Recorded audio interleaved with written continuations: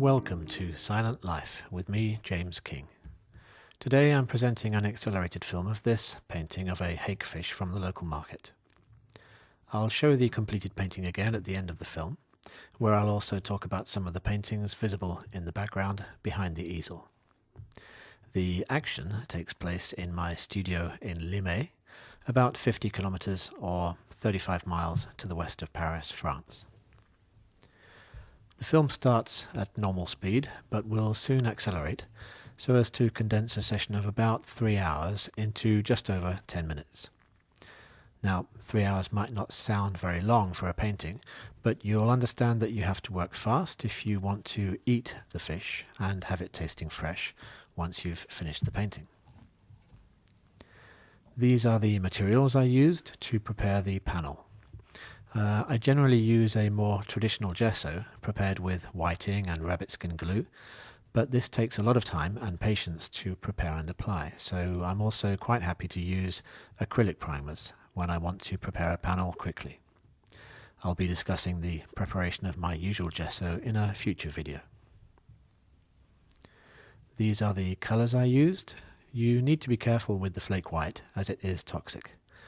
Just be careful not to get it into any open cuts on your hands, and don't eat or drink while using it. You shouldn't smoke while using it either, but I guess if you're smoking in the first place, you probably don't worry too much about health issues. So good luck to you. I generally use a mixture of zinc and titanium whites, but in this instance flake white did seem the best choice.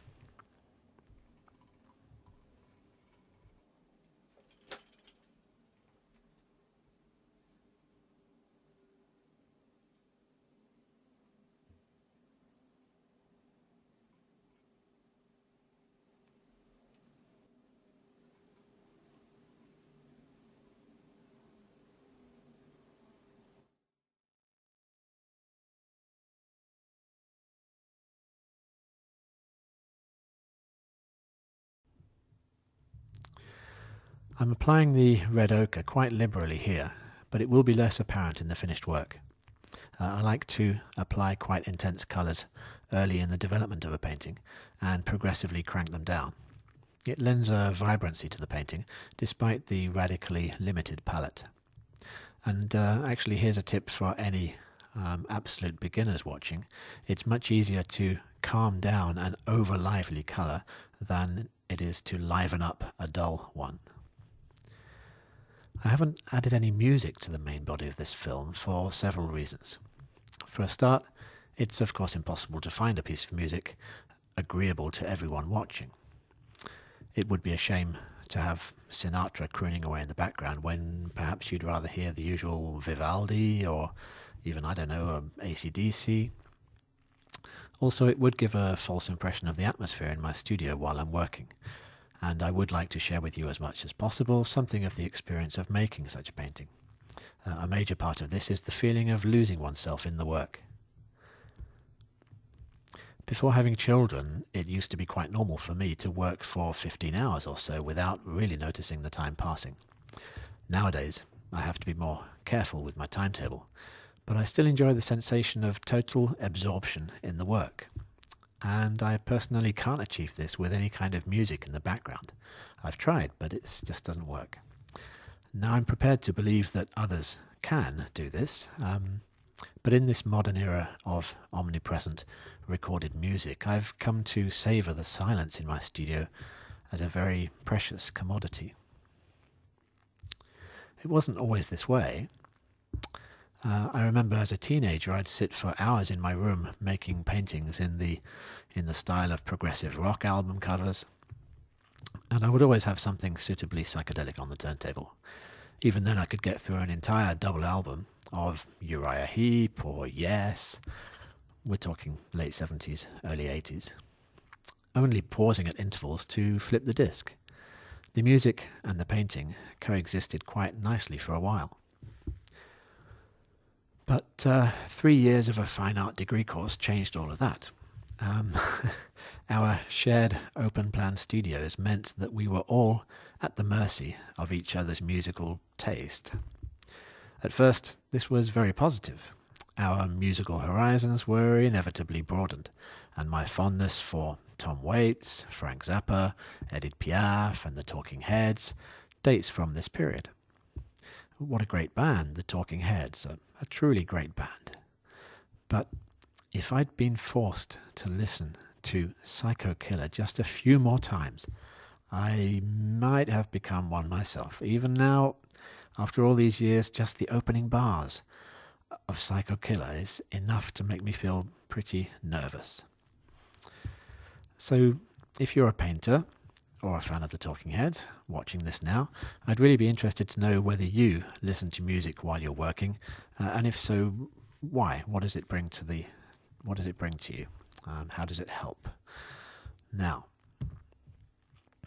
once a painting is finished, I'll hang it to dry on the studio wall, and it sometimes happens that I'll feel the need to retouch it, although I generally avoid doing so.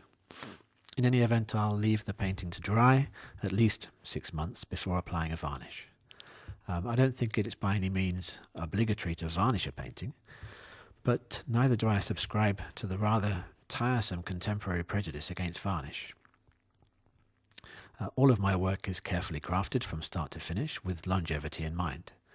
I want it to continue giving generously of itself long after I myself have gone to sleep with the fishes. After all, I often commune with long-deceased colleagues at the Louvre, the Musée d'Orsay, the Uffizi, the Tate, and in all humility, I sincerely hope this interaction will continue in some measure with future generations for centuries to come. As promised, I'd like to show now some of the paintings in the background. So this is a Celery Root, for which I used some colours reminiscent of the French painter Chardin. I wanted to celebrate the grotesqueness of this humble vegetable. I try to eat everything I paint, with the still lives at least, although I must admit I couldn't bring myself to consume this. I've always rather resented the totalitarian nature of the beetroot. You put it on a plate and everything quickly turns red. This quail, however, was consumed with great relish, as were the goose eggs, only one of which is enough for a very hearty breakfast. This is Lilith, the legendary first wife of Adam. I find her story quite intriguing, and I've made several paintings about her. Apparently, she refused to accept Adam's authority and was consequently banished from his presence. Here she seems to be rather enjoying her banishment. This is a feminized version of the legend of Narcissus, with a lovely nymph admiring her reflection in a decidedly polluted body of water. The main purpose of this film simply is to share a slice of life from my studio and to stimulate a little bit of interest in this painting and the rest of my work, which is of course available for sale. I'll be happy also to respond to any technical questions from fellow painters in the comments below, where you can also leave more general remarks and suggestions. Don't hesitate to click on the subscribe button if you'd like to be notified for future videos. So, thanks for watching, and goodbye for now.